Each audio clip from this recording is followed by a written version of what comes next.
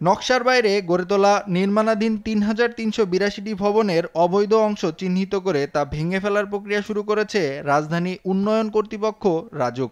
বুধবার ঢাকা রিপোর্টার্স ইউনিটির মিলনায়তনে নগর উন্নয়ন সাংবাদিক ফোরামের আয়োজনে এক সংলাপে সংস্থাটির চেয়ারম্যান ইঞ্জিনিয়ার মোহাম্মদ রিয়াজুল ইসলাম এ ঘোষণা দেন।